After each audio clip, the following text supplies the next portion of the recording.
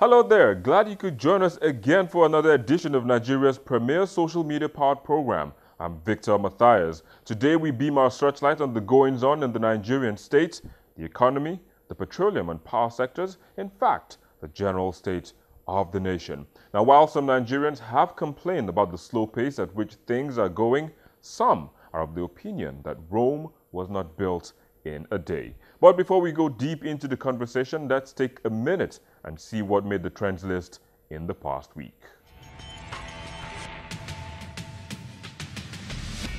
What started as a peaceful protest turned awry when students of the University of Lagos called the attention of its authorities to the shortage of power and water supply. In reaction to the students' action, however, the school management shut down academic activities until the situation on the campus improves.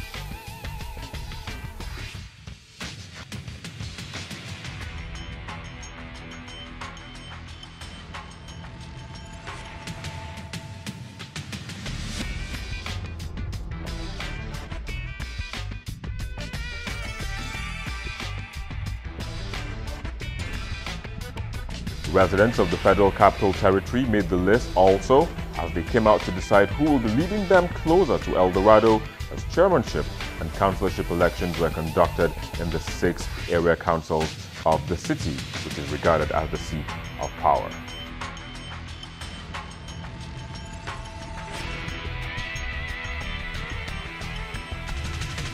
Well, there you go. Those were some of the major trends in the past week on Nigeria's social media circles. But let's begin this conversation with our online contributors. The problem we have presently is as a result of the overfed of propaganda from the election season.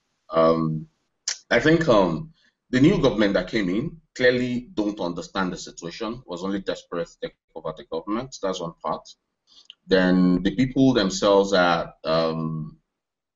they have no specific or they have no way to follow up or to really understand how to sort of measure progress with government. And in the process, it's clear that they don't understand the effort that is required to really lead the nation. So I think the results that we have now is a combination of a large percentage of the population that is technically educated illiterates and a government that clearly don't understand what governance is all about. So there's still a lot of propaganda going on.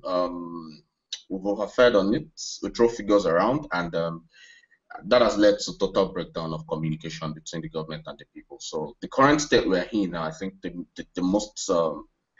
the most desperate situation where the government and the people are not aligned. Yeah, there's no communication at all. It's very unfortunate that we are living in a country where this kind of a thing is happening, where we are really, really suffering, and we don't even know the way forward. It's as if the government is confused on how to tackle some of the economic issue we are facing right now. But I think the government, this is almost 12 months. They are going to 11 to 12 months in office. I believe by now they should have a clear picture of what the Nigerian economy looks like and what they really ought to do. How they can think outside the box to see how they can reposition Nigeria, to the part where we all will have a safe Nigerian future.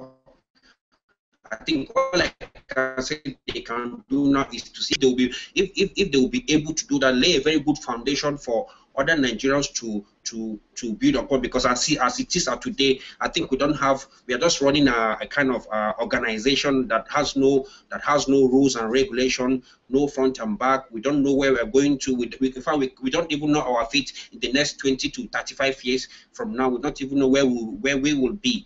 But I believe this government, so much has happened in the past, and I believe that they are out to fix it. But I think Nigerians will, on the other hand, try to give them our own support. Those with good ideas should also bring their ideas to see how we can move this country forward. We're getting our policies wrong.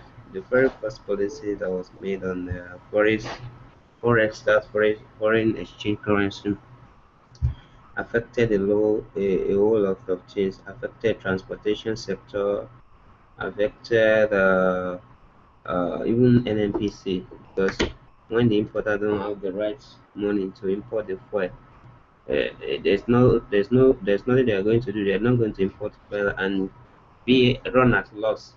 We want to make profit. It's affecting our education, affecting the all sectors in Nigeria. I think what the government can do is to maybe revise the policy. It's not about you fighting corruption, say you are increasing exchange rate for those people having dollars and high currency for them to bring it out. That will not solve economic problem in Nigeria.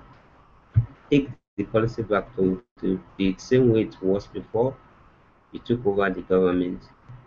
If I was to be in charge of everything in Nigeria today, I would have started from where the past government stopped. I'll look for where they have shortcomings. I'll correct it. Where they are doing fine, I will just continue with it. I think the FX issue, the president has to apply wisdom in that area. That's all I have to say. He has to apply wisdom.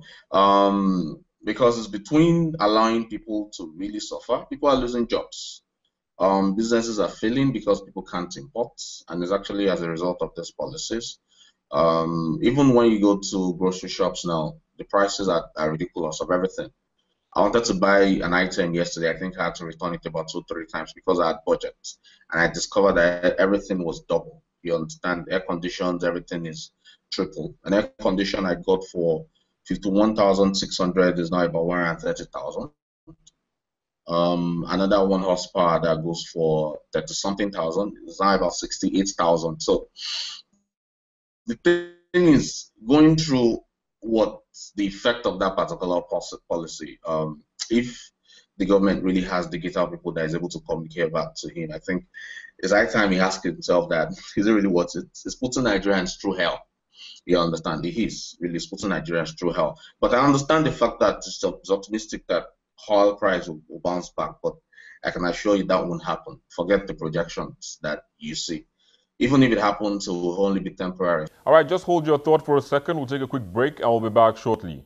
Please join us again.